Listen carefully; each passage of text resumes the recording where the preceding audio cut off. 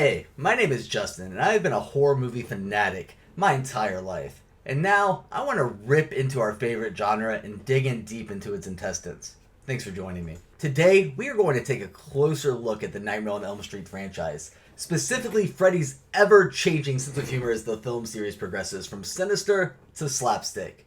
Full disclosure, the Nightmare on Elm Street series, as a whole, is without question my favorite mainstream horror series ever created, of all time, period.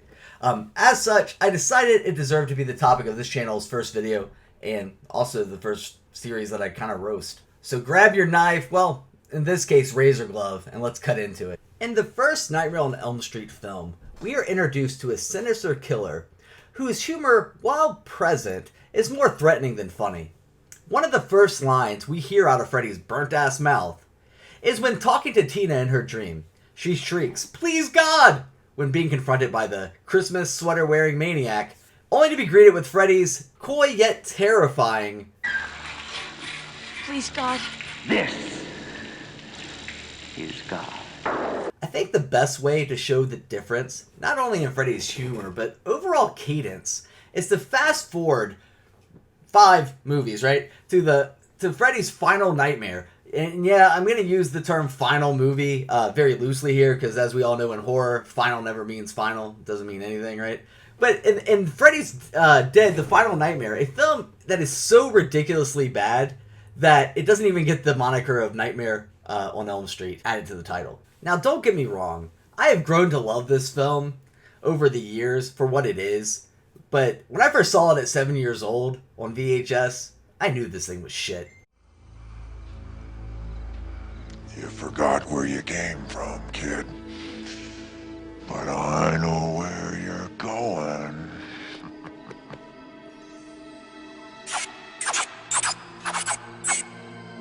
It's traveling time!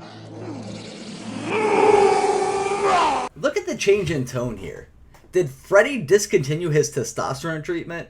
Not only in his voice, but look at his face. Damn near jovial, almost cartoonish in appearance. When we look at these two versions of Freddy, I think it is quite obvious that something went a little awry with the character. Don't agree? Let me present you with this. I'll get you, my pretty, and your little soul, too! Now, let's go back a bit to part 1, just for a second, where we get a true one-liner from Freddy, and let's compare the voice, cadence, and just overall threatening appeal of the character. I'm your boyfriend now, Nancy.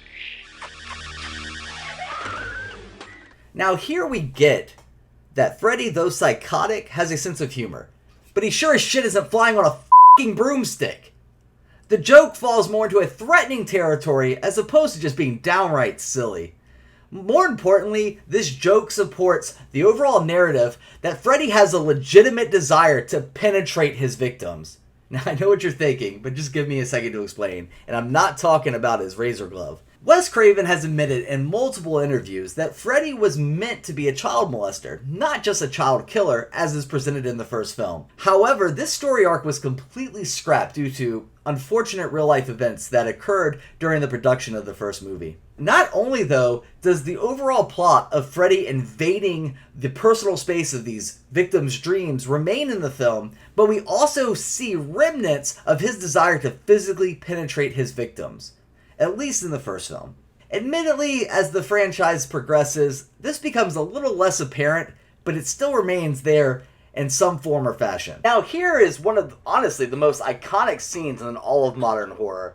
Here we see a presumably underage Nancy taking a bubble bath when, as she dozes off, Freddy's razor fingers literally come out of the water between her spread legs. How much more f***ing apparent does the symbolism have to be here? He wants to defile, invade, and then kill his victim. The jokes, especially in the first film, serve as a means to torment the intended victim, not to attempt, yet fail, to make the audience watching chuckle over some pop culture bullshit. I'm not going to talk about part 2 today, as that movie I choose not to count as official canon to the overall plot, and it will be a different topic for a different video.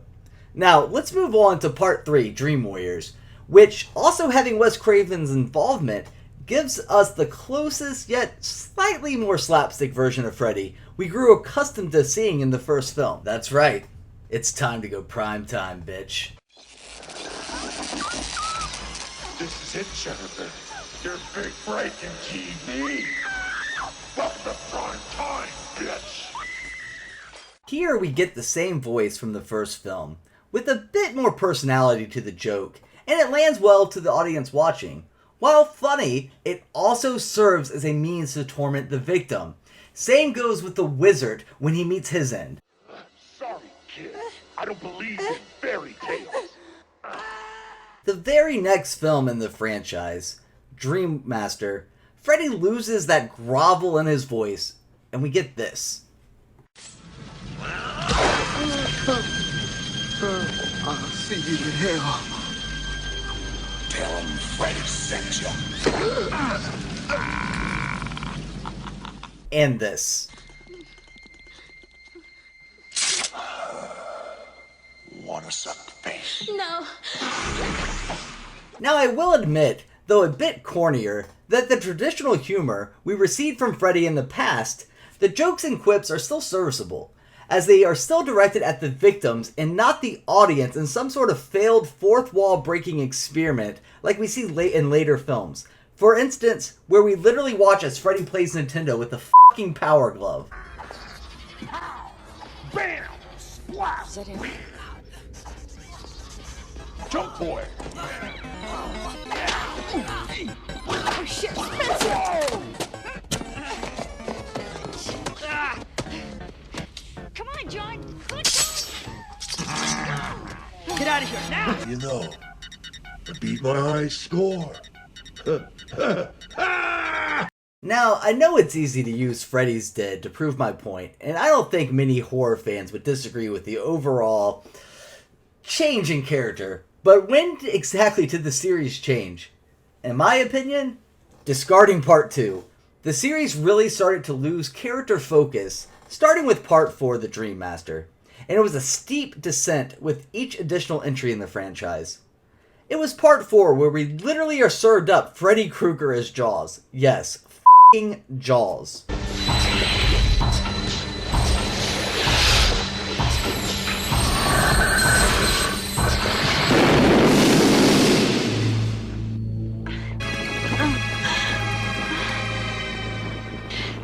Now we come to the ultimate question, the final caveat to what I've been building toward here with this video, the point I'm trying to make, right?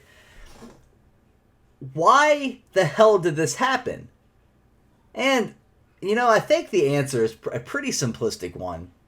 During the height of the Freddy Krueger popularity, the character Freddy Krueger went from a horror icon to a pop culture icon. The character suffered because of this simple fact, where the once sinister Defiler became a slapstick parody of what he once was. Freddy was all over. Action figures, lunchboxes, a f***ing Fat Boys video.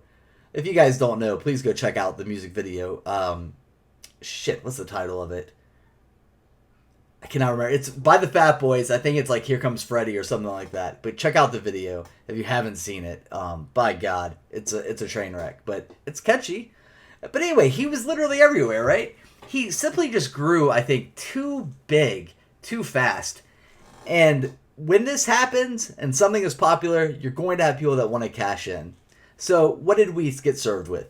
We had studio executives who wanted to capitalize on this by turning out film after film after film in short succession.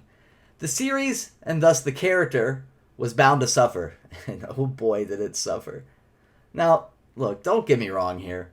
I love the Nightmare on Elm Street series. If you can't tell behind me, this is my office here, guys. I'm a full-time reseller as a living. I have a whole separate channel devoted to that if you want to check it out. It's RVA Flips. But this is my office. I have Freddy Krueger stuff over here you can't see. I'll show it in another video. And my back wall back here is essentially all Freddy Krueger. Okay? I love the Nightmare on Elm Street series. But I can't avoid admitting its flaws and what they did to a character that I care a lot about. You know, these questions come to my mind all the time in closing, right? That what if Wes Craven had stayed on in some kind of creative capacity for the totality of the film's franchise, what difference would we have seen to this character? Imagine if Freddy Krueger had stayed the sinister jokester we all grew to fear and love, and never turned into the pop culture reference-laden buffoon we are treated to in the later half of the film's franchise. Thankfully, we did get a follow-up to the franchise that tied together the shift in focus and made Freddy scary again with Wes Craven's New Nightmare. Even if it did mean completely destroying the film's lore and bringing the character into reality. I really love Wes Craven's New Nightmare. As a matter of fact, it's one of my favorite in the series. Let me know in the comments below if you would like me to do a film breakdown and kind of go into my own personal theories on that film, because I have a lot of thoughts about that movie. I truly, truly do love that movie. I love how they kind of broke the fourth wall. Finally, Freddy was able to break the fourth wall effectively. Go figure. But I really do care about that movie. I think it's a very unique piece, very meta, and definitely kind of, I would say, was the predecessor to the Scream franchise and other horror mediums that kind of try to mix fiction with reality. Very, very unique film for its time. So let me know down in the comments below if you would like to see in-depth film analysis of that movie. I would love to do one personally. That's going to do it. I just wanted to thank everyone for coming and watching this. First videos on a channel are always bizarre, to say the least. And I do have a little bit of YouTube experience with my other channel, as I mentioned earlier. It is called RVA Flips if you want to check it out. It's kind of where I just kind of talk about what I do for a living, right? I'm a full-time reseller with a YouTube channel, and I'm passionate about horror movies. So I created this channel so I can come on and kind of be a little bit more creative where I can't be so much on that channel. If you enjoy this content, make sure you subscribe. Please hit the bell icon so you get the notifications. I'm going to try to do 2 to 3 uploads on this channel a week. It may not really start happening until January, but, you know, just keep an eye out on the channel and hit the bell. I have a lot of ideas for this channel. I just got to find the time to implement them. Thanks so much again for watching. Until next time, stay thirsty, Gorehounds. See you later.